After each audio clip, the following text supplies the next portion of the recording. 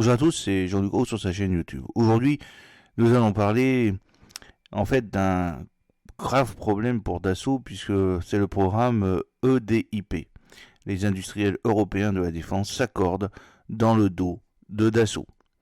30 entreprises européennes de la défense, dont MBDA, Airbus Défense, N-Space et KNDS, ont décidé de contourner le blocage des industriels français emmenés par Dassault sur le programme de défense industrielle de la Commission.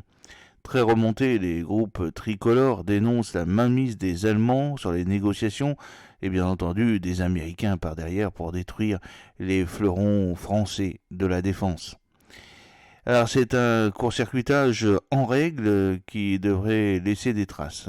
30 mastodontes de l'armement, parmi lesquels les Européens MBDA, Airbus Defence Space, KNDS, l'allemand Rheinmetall, le Suédois Saab, l'Italien Leonardo et l'Espagnol Indra ont envoyé hier aux États membres leur position commune sur les critères d'éligibilité au programme européen pour l'industrie de défense, le DIP, a appris aujourd'hui nos correspondants.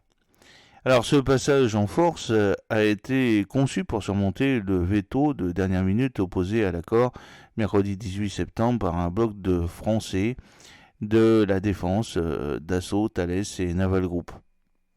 La majorité des industriels européens ont décidé de quitter le cadre des négociations amorcées au sein de l'Aerospace Security and Defense Industries Association of Europe, l'ASD, où l'unanimité est requise pour entreprendre une série de rencontres discrètes dans la capitale européenne. Les Allemands, dont les grandes fédérations industrielles sont signataires du texte aux côtés de leur entreprise, ont été moteurs dans ces conciliabules. Le lundi 23 septembre, tard dans la soirée, la décision a été actée de se passer des Français, ainsi que des Britanniques de BAE Systems et de Rolls-Royce pour transmettre au Conseil de l'Union européenne l'accord trouvé à l'issue de longs mois de négociations. Alors, il s'agit d'une fronde française, Dassault, Thales et Naval Group avaient exigé de retirer de cet accord un paragraphe clé. Le compromis fixait en effet à 65% minimum la part de contenu produit et contrôlé par l'Union européenne pour qu'un équipement soit éligible aux 1,5 milliard d'euros de crédit du programme EDIP. Selon nos informations, c'est le maintien de ce pourcentage qui a conduit les Français à mettre leur veto au texte, les groupes tricolores estimant que ces critères d'éligibilité ouvrent la porte à des financements de production d'équipements américains sous licence européenne.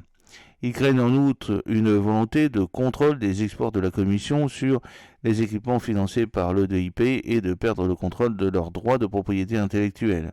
Au sein des états-majors des groupes de défense français, la position des Allemands, qui ont la haute main sur la gouvernance de l'ASD, suscite par ailleurs la méfiance.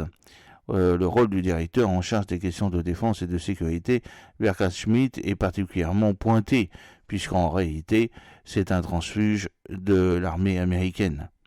Alors, mobiliser la DGA, des représentants d'industriels français, vont aujourd'hui plus loin, jusqu'à remettre en cause le rôle de coordinateur de la Commission européenne dans les politiques industrielles et réclamer un pilotage de la défense par les seuls États membres. À Paris, le responsable des affaires publiques s'active déjà pour mobiliser la Direction générale de l'armement et la représentation permanente de la France auprès de l'Union européenne, le RPUE, sur le sujet.